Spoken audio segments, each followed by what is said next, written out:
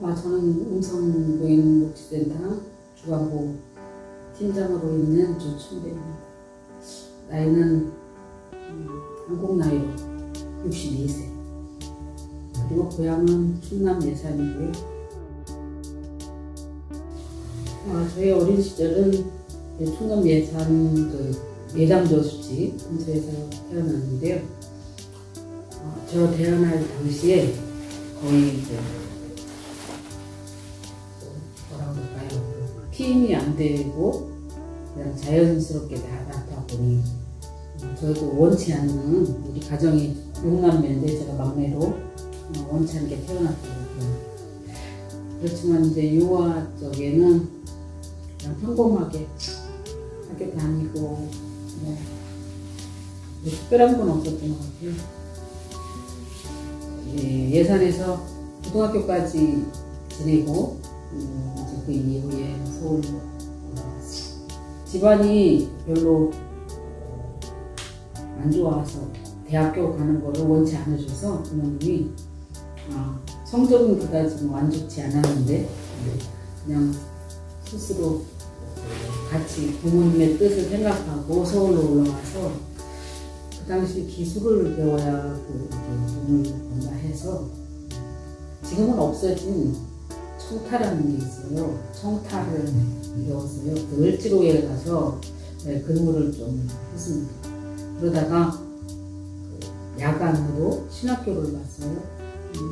제가 어려서부터 종교적인 가정에서 자라서 야간 신학교를 한 2년 다니다가 매우 좀 공부도 목이 가라고 다시 그래서 주간으로 다시 또 편입을 해서 다시 들어갔습니다.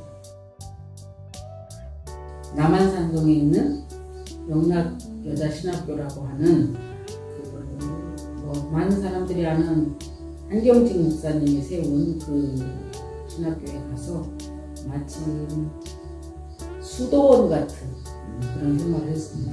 기숙사에 들어가서 아침에 월요일날 들어가면 토요일날 아침에 나와야 되는 그런 외모와 다 단절된 그런 생활을 했죠. 그러나 그것이 굉장히 저한테는 의미 있는 시간이었고, 근데 그때 저희가 아버지로부터 간이 안 좋아요. 그래서 비형 간염 보호긴장 이것이 있어서 그때만 해도 그것이 큰 전염이 되는 줄 알고 사람들을 이렇게 격리시켜놨어요.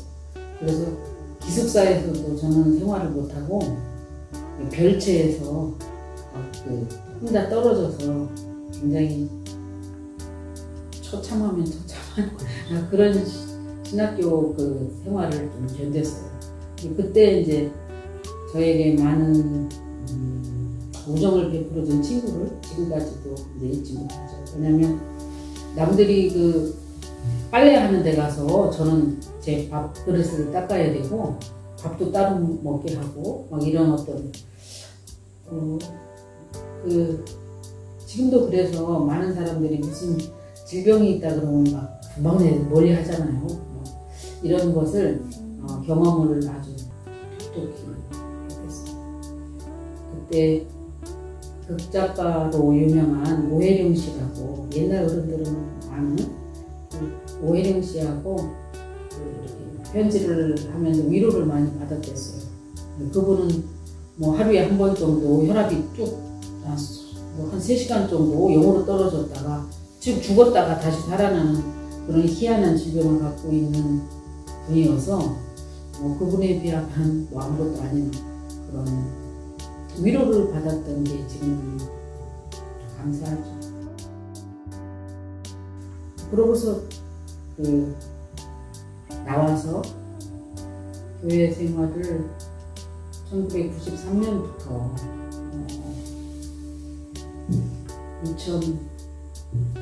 2009년까지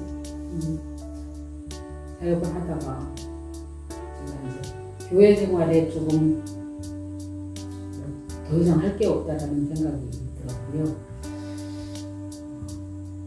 그래서 일단 제 스스로 졸업을 했습니다. 계룡이라는, 충남 계룡이라는 데 가가지고 작은 농가 하나 구입해서 살다가 거기서 신학 대신에 사회복지학을 공부했어요. 사회복지학은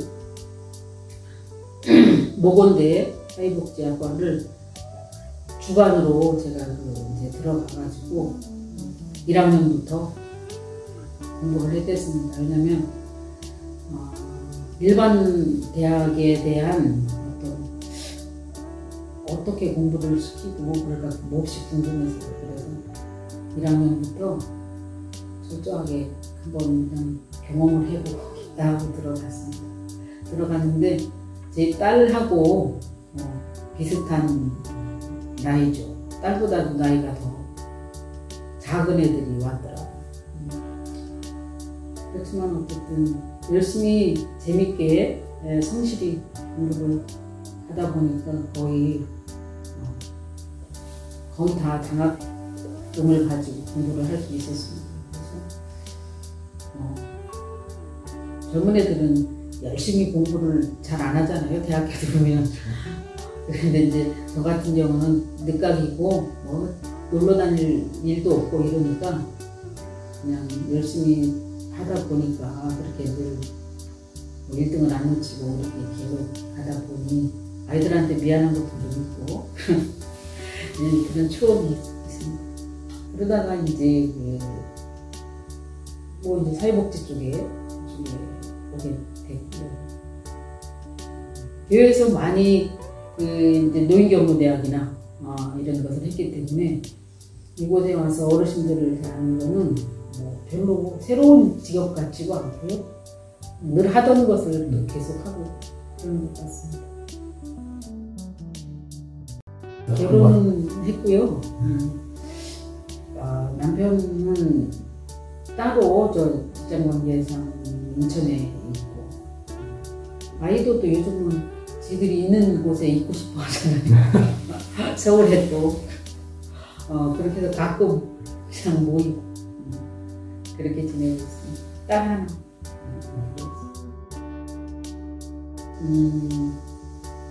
제가 교회 일이나 무슨 일을 하면 너무 성실하고 집중해서 하다 보면 가족에게 항상 가족은 2로 되고 우선이 안 돼서 미안했습니다. 그리고 자아가 강하다고 하나요? 아니면 내가 꼭 하고자 했던 것은 뭐 해야 되고 이런 것 때문에 남편이나 우리 딸에게 마음은 그렇지 않은데 지나고 보니 소홀히 한 부분이 여기저기 생겨나고 그래서 요즘에는 굉장히 미안한 마음으로 기도하고 또 미안하다고 얘기도 하고 그렇게 하고 있습니다. 어쨌든 사람이 실수 없이 살지는 않겠지만 저는 돌아보니까 너무 한 곳에 집중하면 또 다른 곳이 이렇게 비고 있고 이런 것을 보면서 참 인생 잘 사는 건 참 쉽지 않구나. 특별히 나쁜 짓을 안 하고 살았어도 이렇게 후회되는 부분이 많은데 다시 이 인생을 다 기억하고 다시 사는 생이 있다면 조금 더 나을 건데 뭐 그런 생은 있을 것 같지 않고 아무튼 남은 세월이 얼마인지는 모르겠지만 그냥 늘 하루하루 이렇게 살아가려고 합니다. 오늘 하루도 열심히 살고 내일 또 하루 최선을 다해서 사는 게 제 목표 같습니다. 저는 저를 생각하는 시간이 굉장히 적었던 것 같습니다. 늘 타인을 많이 생각하고 어떤 때에 나를 위한 것을 지금도 잘 못해요. 습관이 안 돼서 나를 위해서 옷을 산다거나 뭐 먹을 걸 한다거나 이런 것을 잘 못했던 것 같아요.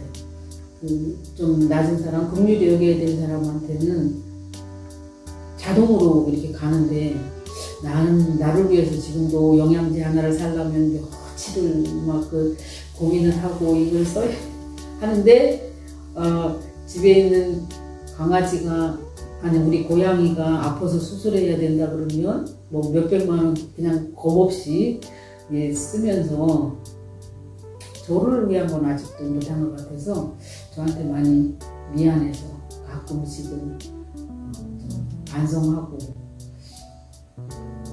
나이 들면 그거 후회한다고 하더라고요. 나중에 내가 후회하면 주변에 있던 사람들이 얼마나 또 마음이 편치 않겠어요? 지금부터라도 조금 좀 자신을 챙겨야 되는 그런 생각을